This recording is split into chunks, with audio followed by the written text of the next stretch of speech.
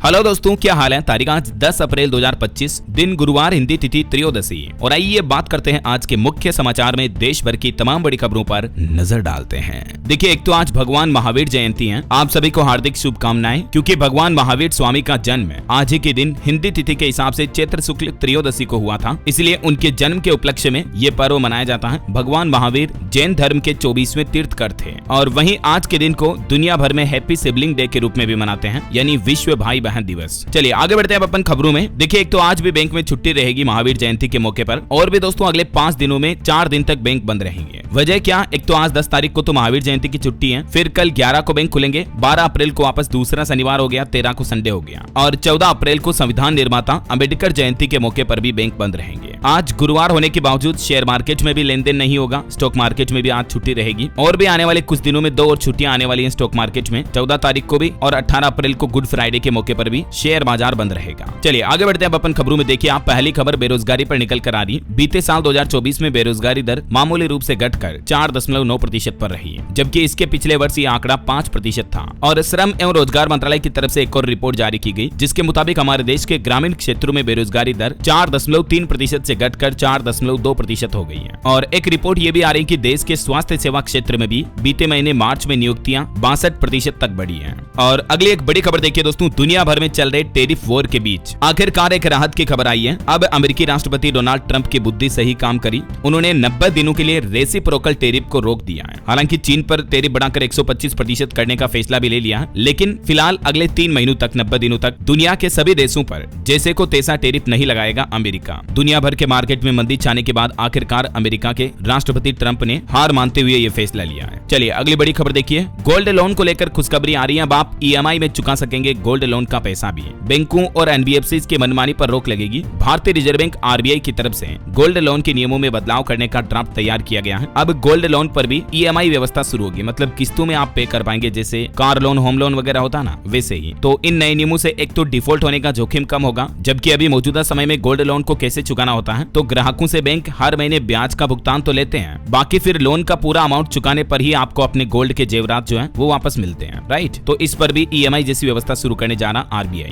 तो RBI द्वारा जारी इन नए नियमों की आहट से गोल्ड लोन सेक्टर में भी काफी उथल फुथल मच गई। मणपुरम और मुथूट फाइनेंस में हड़कंप समझ गया। और वैसे बीते दिन RBI ने रेपो रेट में कटौती की, जिसके चलते दूसरे बैंक लोन भी सस्ते हो सकते हैं, क्योंकि रिजर्व बैंक ने रेपो रेट में लगातार दूसरी बार कटौती की और अभी रेपो रेट 6% पर आ चुके हैं। और इस रेपो रेट कटौती के बाद कई बैंकों ने लोन सस्ते करने के ऐलान भी कर दिए हैं। आगे मैं आपको बताऊंगा पूरी जानकारी। फिलहाल देखिए अगली बड़ी खबर, भारत ने बांग्लादेश को बड़ा झटका दिया। बांग्लादेश की ट्रांसशिपमेंट की सुविधा को बंद कर दिया है। अब भूटान, म्यांमार से बांग्लादेश व्यापार नहीं कर पाएगा, मतलब भारत के रास्ते से बांग्लादेश का ट्रेड बंद कर दिया है भारत ने। हाल ही में यूनुस सरकार ने भारत के खिलाफ कुछ उल्टे सीधे बयान दिए थे, और कई महीनों से आपको पता होगा बांग्लादेश में हिंदुओं पर भी काफी अत्याचार हो रहा है, हिंसा हो रही है। तो उसके बाद भारत सरकार ने भी बांग्लादेश सरकार को सबक सिखाने के लिए ये ट्रांसशिपमेंट की सुविधा को बंद कर दिया है। तो इस फैसले से कहीं न कहीं बांग्लादेश को भारी नुकसान होगा, क्योंकि उसकी एक्सपोर्ट की लागत बढ़ेगी। बांग्लादेशी अंतरिम सरकार PM के चीन में दिए विवादित बयान का यह असर देखने को मिला है। हालांकि भारत ने जब बांग्लादेश पर यह सख्त एक्शन लिया तो चाइना और पाकिस्तान को भी मिर्ची लगी। पाकिस्तान के एयरफोर्स चीफ बीजिंग पहुंचे,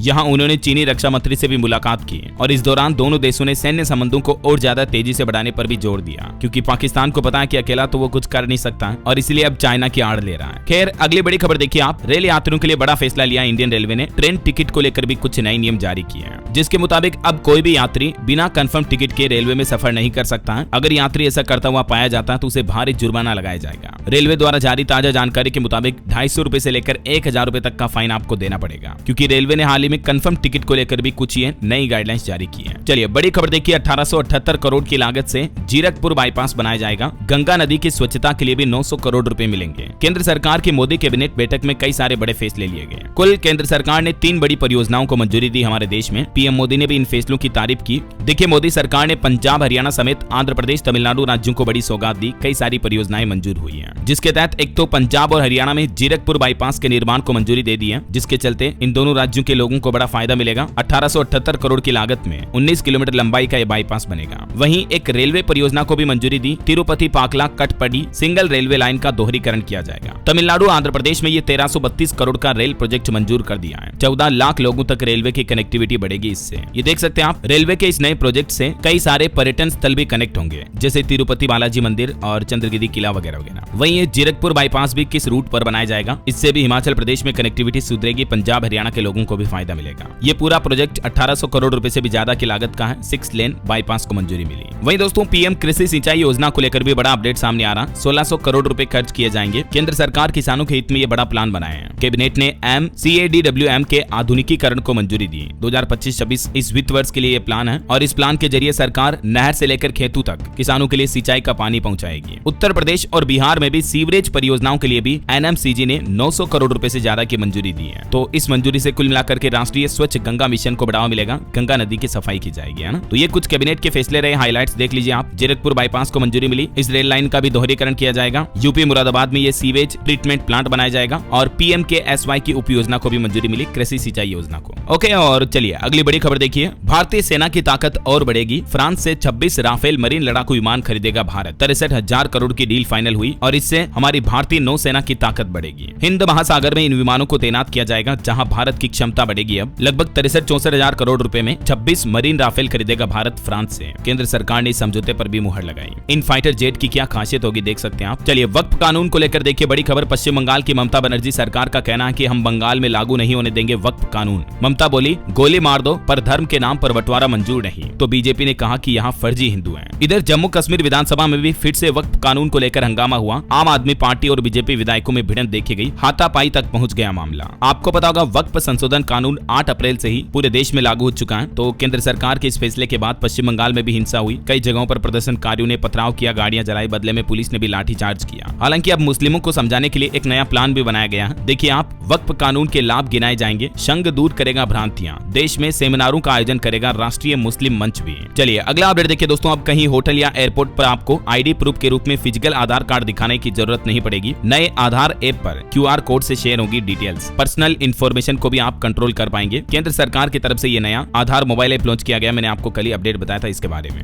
आप अपने आधार कार्ड को लेकर ये सावधानियां हमेशा बरतें ताकि आपके पर्सनल डेटा लीक ना हो, है ना। चलिए भारतीय स्टेट बैंक SBI के खाताधारकों के लिए अपडेट आ रहा। SBI ने ATM ट्रांजैक्शन के नियमों में बदलाव किया है। अब अगर आप खाते में 1 लाख रुपए तक का बैलेंस मेंटेन रखते हो तो आपको ATM पर अनलिमिटेड ट्रांजैक्शन बिल्कुल फ्री मिलेंगे। इस स्थिति में आप दूसरे बैंक के ATM से भी 10 फ्री ट्रांजैक्शन कर पाएंगे हर महीने। देश के सबसे बड़े सरकारी bank state bank of India की तरफ से अपने कस्टमर्स के लिए ये ATM ट्रांजैक्शन चार्जेस और फ्री ATM यूज करने की लिमिट को बढ़ा दिया है। देख सकते हैं आप, 1 लाख बैलेंस मेंटेन करने वाले ग्राहकों को और क्या क्या बेनिफिट मिलेंगे, इस बारे में जानकारी भी है। अदरवाइज नॉर्मल ग्राहकों के लिए भी SBI के ATM के रूल्स बदले गए हैं, जहां आपको ज्यादा चार्जेस देने पड़ेंगे। 5 फ्री ट्रांजैक्शन मिलते हैं, उसके बाद आपको 15 रुपए प्लस GST वगैरह एक्स्ट्रा चार्ज देना पड़ेगा। चलिए PF खाता वालों के लिए एक और अच्छी खबर आ रही है। अब EPF का फंसा हुआ पैसा आपको DD यानी डिमांड ड्राफ्ट के जरिए मिल पाएगा। EPFO की तरफ से पुराने बकाया फंसे हुए यानी पैसे की पेमेंट को लेकर बड़ी राहत दी गई है। अब जिन कंपनियों के कर्मचारियों का पैसा किसी तकनीकी कारणों की वजह से PF खाते में फंसा हुआ और अगर विड्रॉल नहीं हो पा रहा तो एक बार के लिए वो कंपनियां अपने एम्प्लॉय को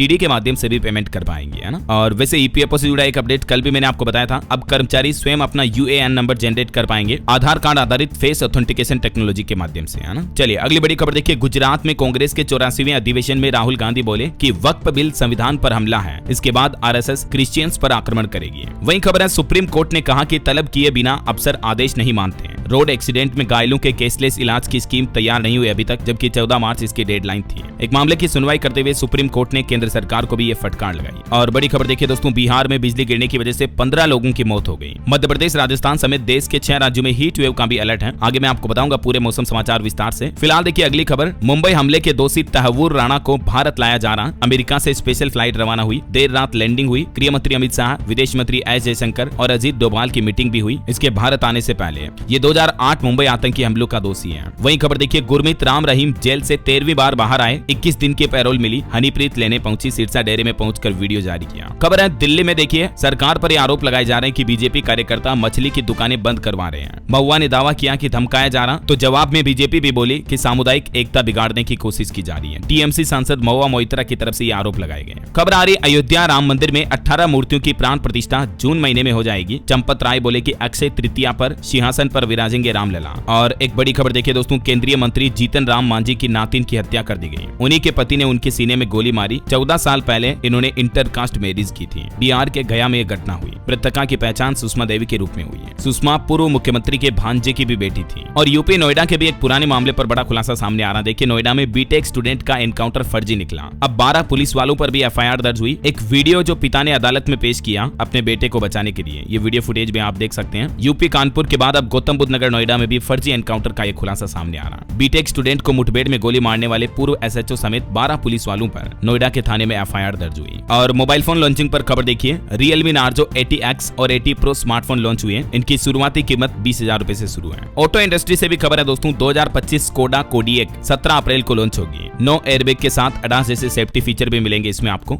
वहीं टू व्हीलर पर भी खबर आ रही, हीरो एक्सट्रीम 125R का सिंगल सीट वेरिएंट भी लॉन्च हुआ। कीमत इसकी 1 लाख से शुरू है। और 2025 यामाहा ZS 5 भी लॉन्च हुई। इसकी कीमत 1,35,000 से शुरू है। खेल समाचार पर खबर है, गुजरात ने लगातार चौथा आईपीएल मैच जीता। राजस्थान रॉयल्स को 58 रन से हराया। सुदर्शन की 50 देखने को मिली। प्रसिद्ध को 3 विकेट भी मिले। वहीं देखिए बड़ी खबर, दुबई में खुलेगा IIM अहमदाबाद का पहला इंटरनेशनल कैंपस। वैश्विक स्तर पर होगा भारतीय शिक्षा का विस्तार। अभी हाल ही में आपको बताओगा, दुबई प्रिंस भारत दौरे पर आए हुए हैं और इस दौरान UAE सरकार, दुबई और इंडियन गवर्नमेंट के बीच ये अहम MOU साइन हुए हैं, यानी समझौता हुआ है। और एक श्रद्धांजलि, popular film producer Salim Akhtar ji का निधन हुआ। 82 साल की उम्र में इन्होंने आखिरी सांस ली। और वहीं दोस्तों, अमेरिका टेरिफ मामले पर देखिए, हमारे विदेश मंत्री एस जयशंकर ने कहा कि भारत अमेरिका के साथ व्यापार समझौते पर जल्द ही हस्ताक्षर करने की योजना बना रहा है। बीते दिन हमारे विदेश मंत्री एस जयशंकर और अमेरिका के विदेश मंत्री रूबियो के बीच फोन पर बातचीत भी हुई, तो जल्द ही भारत अमेरिकी व्यापार समझौता भी पूरा हो सकता है। हालांकि अभी जो अमेरिका ये उल्टे सीधे टेरिफ लगा रहा, भारत पर भी बहुत ज्यादा टेरिफ लगाया। इस मामले पर विदेश मंत्री एस जयशंकर बोले कि ट्रंप के टेरिफ का असर अभी पता नहीं कि कितना होगा भारत पर, आगे क्या होगा ये भी नहीं पता है। हमारा फोकस फिलहाल ट्रेड डील को आगे बढ़ाने पर है। इधर डोनाल्ड ट्रंप सरकार ने एक और बड़ा फैसला लिया। अमेरिका में भारतीय छात्रों का वर्क वीजा भी खतरे में आ गया, क्योंकि ट्रंप सरकार ने अमेरिकी संसद में एक नया बिल पेश किया। इसके बाद भारत के 3 लाख स्टूडेंट्स की चिंता बढ़ गई है। नए बिल में अमेरिकी सरकार ने क्या क्या नियम और प्रावधान रखे हैं, जिनकी जानकारी भी आप देख सकते हैं। और बड़ी चिंताजनक खबर देखिए, एक रिपोर्ट सामने आ रही कि भारत में हर दिन औसतन 52 प्रेग्नेंट महिलाओं की जान चली जाती है। पाकिस्तान से भी ज्यादा गर्भवती महिलाओं की मौतें भारत में हुई। UN की रिपोर्ट में यह चौंकाने वाला खुलासा सामने आ रहा है। दुनिया भर में हर 2 मिनट में एक महिला की मौत या तो प्रेगनेंसी या तो डिलीवरी से जुड़ी दिक्कतों के चलते हो रही है। ये देख सकते हैं आप, दुनिया भर में भारत इस मामले में दूसरे स्थान पर है। नाइजीरिया में सबसे ज्यादा होती है, जबकि पाकिस्तान भी चौथे स्थान पर है। और टेक न्यूज से खबर देखिए, अमेज़न कंपनी ने लॉन्च किया नया AI मॉडल। आवाज को समझने और जनरेट करने में यह सक्षम है। स्वाभाविक रूप से बातचीत कर सकता है। खबर है, महिंद्रा और एयरबस के साथ आने से मेक इन इंडिया को बढ़ावा मिलेगा। केंद्रीय नागरिक उड्डयन मंत्री राम मोहन नायडू की तरफ से यह जानकारी दी गई। वहीं खबर देखिए, भारत की अनूठी पहल, चीन से मुकाबले के लिए बौद्ध मठों में पढ़ाया जाएगा देशभक्ति का पाठ। जल्द ही नया पाठ्यक्रम जारी किया जाएगा। अरुणाचल प्रदेश, सिक्किम, हिमाचल, उत्तराखंड समेत इन राज्यों में फैले हुए लगभग 600 मठ 4 प्रकार की तिब्बती और भारतीय बौद्ध परंपराओं में प्रशिक्षण प्रदान करते हैं। तो इन एजुकेशन सिलेबस को अब और देश के दूसरे स्कूलों में भी लागू किया जाएगा ना। वहीं देखिए, रेलवे ने कर्मचारियों के लिए ड्रेस कोड पर भी आम लोगों की राय मांगी। ड्यूटी के दौरान रेलवे कर्मचारियों को अलग अलग वर्दी पहननी पड़ती है, जिसे बोर्ड ने गंभीरता से लिया है और रेलवे ने इस मुद्दे पर अपने विचार भेजने को भी कहा है बोर्ड से। खबर देखिए, भारत और रूस के बीच कुछ और समझौते हुए हैं। 6 नई रणनीतिक परियोजनाओं पर सहमति बनी। निवेश फोरम में 80 से ज्यादा व्यवसायों ने हिस्सा लिया और भारत रूस अब 6 नई परियोजनाओं पर सहमत हुए हैं। दोनों देशों के बीच रणनीतिक महत्व से जुड़े प्रोटोकॉल पर भी हस्ताक्षर हुए। वहीं सरकार का एक और प्लान देखिए, देश की 100 स्मार्ट सिटी को हाईटेक बनाया जाएगा। नागरिक सेवाओं के नियंत्रण केंद्र भी स्थापित किए जाएंगे। केंद्रीय आवासन एवं शहरी विकास मंत्री की तरफ से यह स्पष्ट जानकारी दी गई, जिसमें कहा कि एक तो शहरों में सार्वजनिक संपत्तियों का रखरखाव करने के साथ ही आपदा नियंत्रण और कमांड कंट्रोल सेंटर भी बनाए जाए, ताकि शहरी क्षेत्र में रहने वाले नागरिकों को किसी तरह की असुविधा का सामना न करना पड़े, है ना। वहीं देश भर में 100 स्मार्ट सिटी को हाईटेक बनाने का प्रोजेक्ट भी जल्द ही शुरू किया जाएगा। बड़ी खबर देखिए, कांग्रेस ने जातिगत जनगणना, SC/ST सब प्लान पर केंद्रीय कानून जैसे कई वादे किए। 12 पेज का एक प्रस्ताव जारी किया कांग्रेस ने। AICC रेजोल्यूशन के तहत कांग्रेस की तरफ से देशवासियों से कई बड़े वादे किए गए। अभी जो गुजरात अहमदाबाद में कांग्रेस का अधिवेशन हो रहा, इसमें यह कांग्रेस ने 12 पन्नों का प्रस्ताव पारित किया, जिसमें कांग्रेस ने पहला वादा तो ये किया, अनुसूचित जाति और जनजाति यानी SC/ST पर सब प्लान लागू किया जाएगा और केंद्रीय कानून बनाया जाएगा। देश भर में जातिगत जनगणना कराने को लेकर भी बड़ा बयान जारी किया कांग्रेस ने। राहुल गांधी ने इस अधिवेशन में भी जातिगत जनगणना का मुद्दा उठाया। बहरहाल अभी तो कुछ और महत्वपूर्ण और काम की खबरें देखेंगे दोस्तों अपन, लेकिन फिलहाल वक्त तो चला है आज के ताजा मौसम समाचार जानने का। और हाँ, हर रोज की तरह आपको याद दिला दूं फिर से, जो लोग नए आए हैं, पहली बार आए हैं DLS न्यूज चैनल पर, और अगर आप अभी तक भी जुड़े नहीं हो तो जुड़ जाइए आपके अपने DLS भाई के साथ। इस चैनल को सब्सक्राइब करके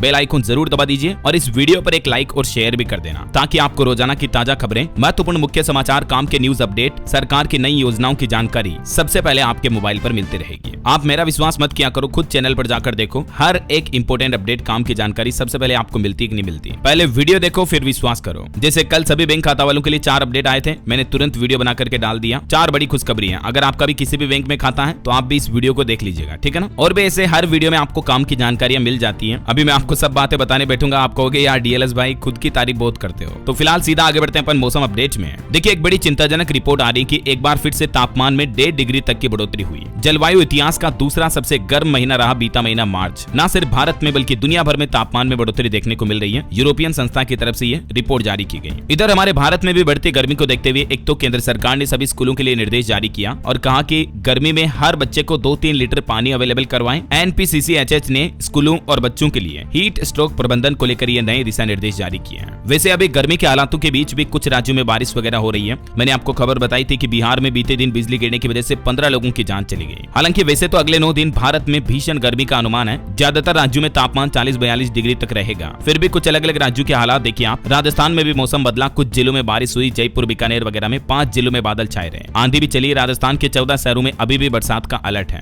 तो वहीं इधर मध्य प्रदेश में देखिए आप, भोपाल, ग्वालियर, रतलाम, शिवपुरी में स्कूलों का भी समय बदला गया बढ़ती गर्मी की वजह से। एमपी में तो पारा अभी 43 डिग्री के पार चल रहा है। हालांकि मध्य प्रदेश के भी कुछ जिलों में दोपहर बाद तेज बारिश देखी गई। कल ओले वगैरह भी गिरे, तो आप सावधान रहिएगा दोस्तों। अभी इस बेमौसम बारिश के दौरान बिजलियां बहुत ज्यादा गिरती हैं। बिहार में आकाशीय बिजली गिरने की वजह से 15 से 17 लोगों की जान जाने की खबर है। सहरसा, मधुबनी वगैरह में बिजली गिरी। 4 जिलों में अभी भी ओले गिरने का अलर्ट है। ये देखिए सहरसा में तो आकाशीय बिजली गिरने की वजह से एक खजूर के पेड़ में ही आग लग गई। आज 10 और 11 अप्रैल को भी बिहार के इन जिलों में बारिश की चेतावनी है, तो इन जिलों के लोग सावधान रहें। 4 जिलों में ओले भी गिर सकते हैं और 27 जिलों में हल्की बारिश की संभावना है, ठीक है। वहीं पहाड़ी राज्यों की बात करें तो हिमाचल में भी अब अगले 4 दिन बारिश के आसार रहेंगे। आज से एक्टिव होगा नया वेस्टर्न डिस्टर्बेंस, तूफान और आसमानी बिजली गिरने की भी चेतावनी है हिमाचल में भी। और हरियाणा में भी देखिए दोस्तों अचानक बारिश हुई, ओले भी गिरे। 2 दिन और बारिश की संभावना रहेगी। 6 जिलों में तापमान 40 डिग्री के पार चल रहा है। इधर पंजाब में भी आज से आंधी बारिश की संभावना। हालांकि 16 जिलों में लू का भी अलर्ट है, कुछ जिलों में बारिश की चेतावनी। छत्तीसगढ़ में भी 3 दिन तेज गर्मी पड़ेगी, 2 डिग्री तक चढ़ेगा पारा। बस्तर वगैरह इसके आसपास के जिलों में 2 दिन बूंदाबांदी के आसार रहेंगे। तो वहीं उत्तर प्रदेश में भी देखिए 5 जिलों में आंधी के साथ बारिश हुई। बहराइच, लखीमपुर और पीलीभीत में ओले गिरे। 50 किलोमीटर प्रति घंटा की रफ्तार से हवाएं भी चली। झारखंड में भी कुछ बिजली गिरने की घटनाएं देखी गई। कोडरमा में आकाशीय बिजली गिरने से 9 छात्राएं बेहोश हो गई। झारखंड के 18 जिलों में आज भी बारिश का अलर्ट है। 40 किलोमीटर प्रति घंटा की रफ्तार से तेज हवाएं भी चलेगी। और भी दोस्तों अगले 24 घंटों के दौरान मौसम की संभावित गतिविधियां क्या रह सकती हैं, स्काई मेड वेदर की रिपोर्ट के मुताबिक डिटेल आप देख सकते हैं स्क्रीन पर, थोड़ा सा वीडियो को पॉज करके।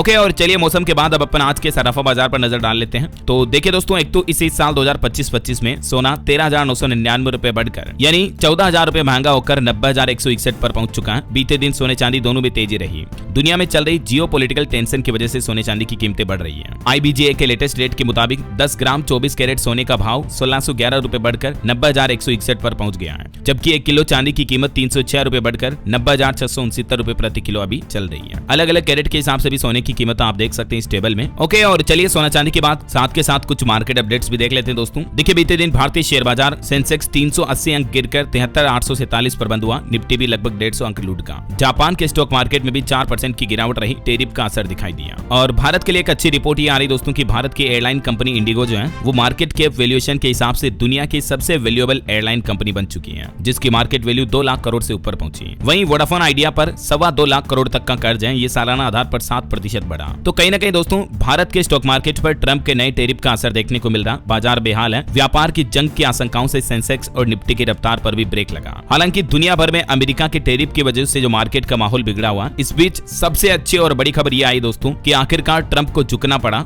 और अगले 90 दिनों के लिए रेसिप्रोकल टेरिफ को रोक दिया है अमेरिकी सरकार ने। हालांकि ट्रंप ने चाइना पर बढ़ाकर टेरिफ 125% कर दिया और ये भी कहा कि चीन को अब पता चलेगा कि यूएस को लूटने के दिन गए हैं। लेकिन फिलहाल अमेरिकी राष्ट्रपति डोनाल्ड ट्रंप ने दुनिया के सभी देशों पर रेसिप्रोकल टेरिफ यानी जैसे के तैसे टेरिफ को 90 दिनों तक के लिए रोक दिया है। तो ये एक बहुत ही अच्छा फैसला रहा। कम से कम 3 महीनों तक तो दुनिया में मार्केट थोड़ा स्टेबल होगा और दूसरे देशों को ये मौका मिलेगा स्ट्रेटेजी रणनीति बनाने का कि इस टेरिफ के खिलाफ वो कैसे डिफेंड करेंगे, है ना। तो अभी कुल मिलाकर के 104% ट्रंप टेरिफ के जवाब में चाइना ने भी बड़ा फैसला लिया। अमेरिकी सामानों पर आयात शुल्क टेरिफ को बढ़ाकर 84% कर दिया है। और एप्पल कंपनी ने भी देखिए टेरिफ के चलते क्या प्लान बनाया। भारत से आईफोन से भरे 5 विमान अमेरिका भेजे गए। टेरिफ से बचने के लिए एप्पल ने ये शिपमेंट बुलाया और अभी भी कंपनी का प्लान है भारत में आईफोन की मैन्युफैक्चरिंग बढ़ाएगी। आएगी। इंडिया के मार्केट से एक रिपोर्ट सामने आ रही, माइक्रो फाइनेंस इंस्टीट्यूशंस की क्रेडिट लागत में वित्त वर्ष 2026 में कमी आएगी। वही देखिए एथर एनर्जी ने भी अपने आईपीओ का साइज 25% घटाकर 3000 करोड़ रुपए कर दिया है। अब अप्रैल की जगह मई में होगी लिस्टिंग। चलिए अगला अपडेट देखिए दोस्तों, मिडिल क्लास लोगों के लिए भारतीय रिजर्व बैंक आरबीआई ने बड़ी अच्छी गुड न्यूज सुना दी है। अब आपका ऑटो लोन यानी कार लोन, होम लोन वगैरह सस्ता होगा, ईएमआई भी कम होगी।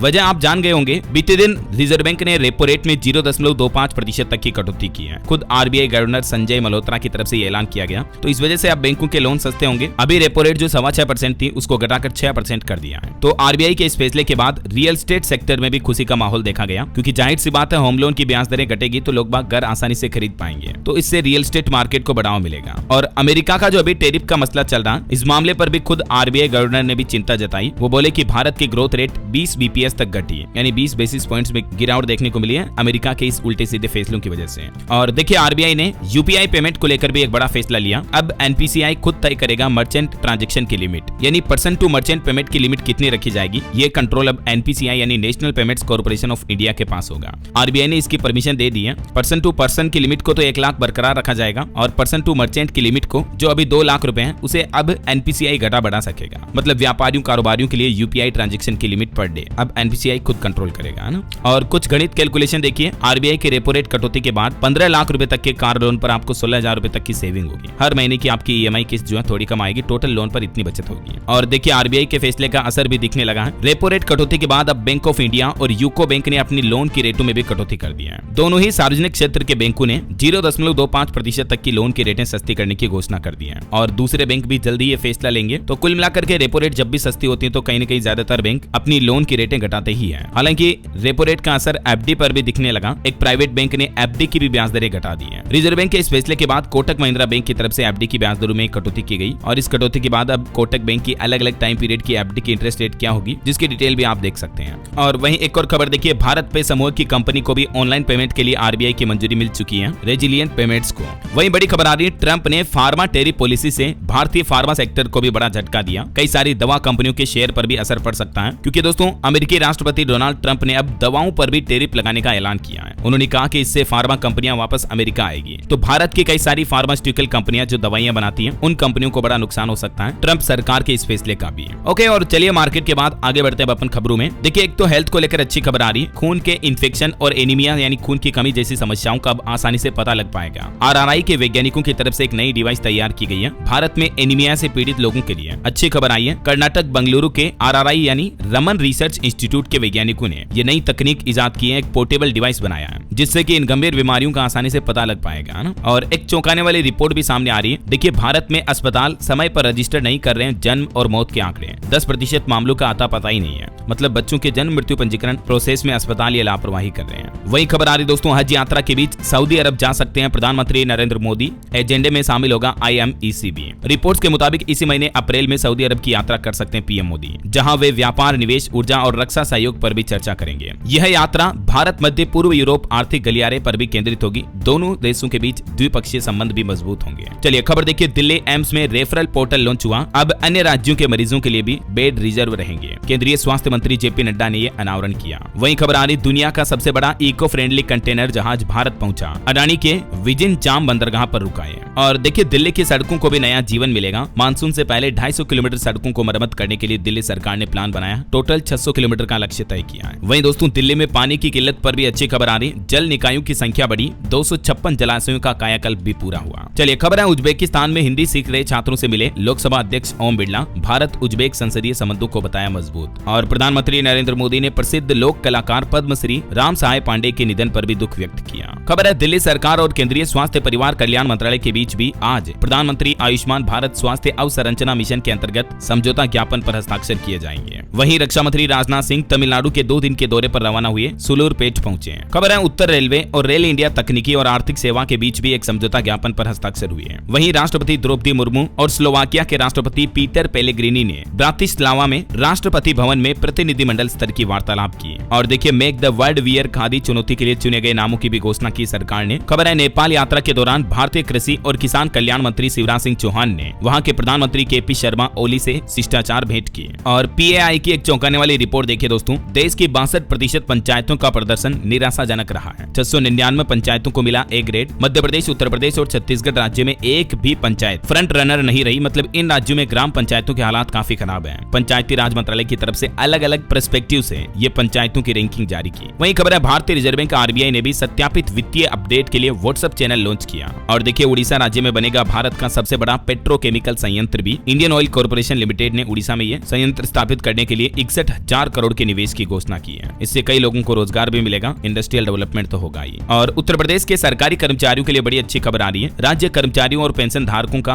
2% महंगाई भत्ता बढ़ चुका है। इसी साल 1 जनवरी 2025 से ही ये बढ़ा हुआ महंगाई भत्ता लागू माना जाएगा। यूपी सरकार के इस फैसले से राज्य में लगभग 16 लाख कर्मचारी लाभान्वित होंगे। अभी जो महंगाई भत्ता वर्तमान में 53% था, उसको बढ़ाकर 55% करने का आदेश जारी कर दिया है। और देखिए मुख्यमंत्री योगी आदित्यनाथ से मिले मशहूर कोरियोग्राफर प्रभुदेवा और कनप्पा की टीम भी 27 जून को रिलीज होगी ये फिल्म। वहीं यूपी में सीएम योगी ने आदेश जारी किया, गोवंश भूखे रहे या बीमार मिले तो संबंधित अधिकारियों पर कार्रवाई की जाएगी। पशुधन अधिकारी ने अफसरों को सख्त चेतावनी भी दी। खबर है यूपी नोएडा को सेफ सिटी बनाएगी योगी सरकार। 200 करोड़ की लागत में पूरे शहर की निगरानी के लिए कंट्रोल सेंटर और टेक्नोलॉजी इंस्टॉल की जाएगी। किसानों के लिए भी बड़ी अच्छी खुशखबरी आ रही। गेहूं खरीद के मौसम के मद्देनजर संभाग में खोले जाएंगे 21 खरीद केंद्र। जम्मू सरकार द्वारा यह प्लान बनाया गया। वहीं खबर है हिमाचल प्रदेश में अब बिना लाइसेंस खाद्य पदार्थों की बिक्री पर रोक लगा दी गई है। हाईकोर्ट की तरफ से नोटिस जारी किया गया। और देखिए उत्तराखंड में फिल्म की 75% से ज्यादा शूटिंग करने पर ही अनुदान मिलेगा। पुष्कर सिंह धामी सरकार द्वारा यह दिशा निर्देश जारी किए गए। खबर है उत्तर प्रदेश में हाईटेक इंटीग्रेटेड टाउनशिप वालों को भी अब देना होगा संपत्ति कर, यानी प्रॉपर्टी टैक्स देना होगा। यूपी की योगी सरकार की तरफ से यह बड़ा फैसला लिया गया है। देख सकते हैं आप जानकारी भी।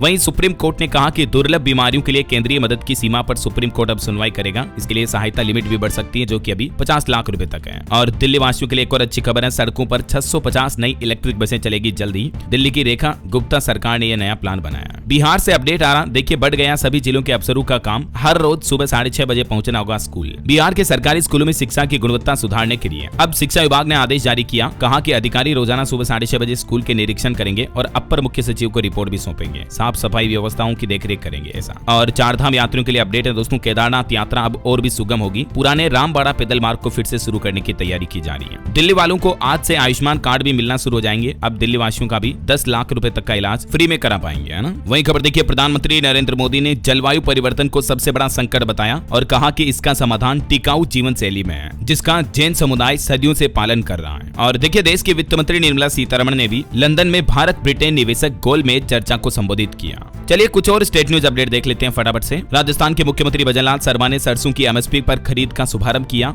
और राजस्थान में मुख्यमंत्री आयुष्मान दुर्घटना बीमा योजना की अवधि भी बढ़ाई गई। लाखों लाभार्थियों को राहत मिलने की उम्मीद है। अब इसकी अवधि को बढ़ाकर 31 मार्च 2026 तक कर दिया है। वहीं खबर है राजस्थान में कांस्टेबल भर्ती 2025 की प्रक्रिया शुरू हुई। 28 अप्रैल से 17 मई तक ऑनलाइन फॉर्म भरे जा सकेंगे। 9,617 रिक्त पदों पर भर्ती होगी। कुछ और एजुकेशनल अपडेट्स हैं आपको आगे बताऊंगा। एक बार स्टेट न्यूज फिनिश कर लेते हैं फटाफट से। और राजस्थान जयपुर का एक मामला देखिए, हाईकोर्ट से परकोटे के 900 दुकानदारों को फौरी राहत दी गई। खबर है देश के प्रधानमंत्री नरेंद्र मोदी मध्य प्रदेश के अशोकनगर दौरे पर आएंगे। 11 अप्रैल को आनंदपुर धाम पहुंचेंगे और इस दिन ग्वालियर में भी 10 मिनट का ट्रांजिट स्टे लेंगे। नो फ्लाइंग जोन लागू रहेगा। और वहीं देखिए छत्तीसगढ़ रायपुर की पुचका गर्ल पीएम मोदी से मिली। पीएम को पसंद आया रायपुर की गर्ल का आइडिया। लाखों का पैकेज छोड़कर गोलगप्पे का कैफे शुरू किया। कहा कि रिसर्च से रिजल्ट मिलते हैं। वहीं खबर है छत्तीसगढ़ में सेमीकंडक्टर और इलेक्ट्रिक व्हीकल इंडस्ट्री शुरू होगी। रायपुर में बन रहा common facility centre. Tech business को सपोर्ट मिलेगा। और छत्तीसगढ़ में श्रमिकों के बच्चों को भी अब प्रतियोगिता परीक्षाओं की फ्री कोचिंग मिलेगी। मनेंद्रगढ़ से श्रम विभाग ने यह नई पहल की है। और वहीं देखिए दोस्तों छत्तीसगढ़ की राजधानी रायपुर में देश का सबसे बड़ा पोल्ट्री कॉन्क्लेव का आयोजन हुआ। 3000 ट्रेडर्स को ट्रेनिंग मिली। राज्य को प्रोटीन हब बनाने का लक्ष्य रखा गया। और खबर है छत्तीसगढ़ में भू विस्थापित कोयला मंत्री को काले झंडे दिखाएंगे। कोरबा में रोजगार की मांग को लेकर 1255 दिनों से हड़ताल जारी है। वहीं इधर उत्तर प्रदेश में देखिए कानून व्यवस्था पर गरजी मायावती। कहा कि छोटी छोटी बातों पर हत्याएं हो रही हैं। और खबर है यूपी में एसपीजी की सुरक्षा में पीएम का मंच और जनसभा स्थल तैयार हुआ। सेना के हेलीकॉप्टर का टच एंड गो रिहर्सल भी पूरा हुआ। जल्दी पीएम मोदी वाराणसी का दौरा करने वाले हैं। और देखिए उत्तर प्रदेश में ई रिक्शा चलाने वाले नाबालिगों पर भी सख्त हुआ परिवहन विभाग। एक ही दिन में 300 से ज्यादा ई रिक्शों पर कार्रवाई भी की गई। यूपी कानपुर से अभियान शुरू हुआ। और बिहार में देखिए 70वीं मुख्य परीक्षा के एडमिट कार्ड जारी हुए। 12 अप्रैल से कर सकेंगे डाउनलोड। 25 अप्रैल से परीक्षाएं शुरू होगी। बिहार सरकार ने एक और फैसला बदला। अब ऑटो से भी स्कूल जा सकेंगे बच्चे। गेट एक तरफ से बंद करना होगा। पेरेंट्स बोले कि राहत मिलेगी, लेकिन सेफ्टी नियम माने ऑटो ड्राइवर। वहीं खबर है झारखंड बिहार समेत 4 राज्य शामिल होंगे। पूर्वी क्षेत्रीय परिषद की 27वीं बैठक 10 मई को आज झारखंड के रांची में होगी। और देखिए झारखंड के उद्योगों और खनन कंपनियों को भी बड़ी राहत दी है। डीजल की थोक खरीद पर 22 की जगह 15% लगेगा वेट टैक्स। एटीएफ भी 8% महंगा हुआ। वहीं खबर है केदारनाथ के लिए 31 मई तक हेली टिकट फुल हुई है। IRCTC ने 8 अप्रैल को 12 बजे ओपन की थी वेबसाइट। 5 घंटे में ही बुकिंग फुल हुई। हुई। चलिए अब अपन कुछ एजुकेशनल अपडेट्स देख लेते हैं सरकारी नौकरियों वगैरह को लेकर। तो एक तो अच्छी खबर है, युवाओं के लिए इंडियन आर्मी अग्निवीर भर्ती के लिए आवेदन की तारीख बढ़ चुकी है। अब 25 अप्रैल तक अप्लाई कर पाएंगे आप ज्वाइन इंडियन आर्मी पोर्टल के जरिए।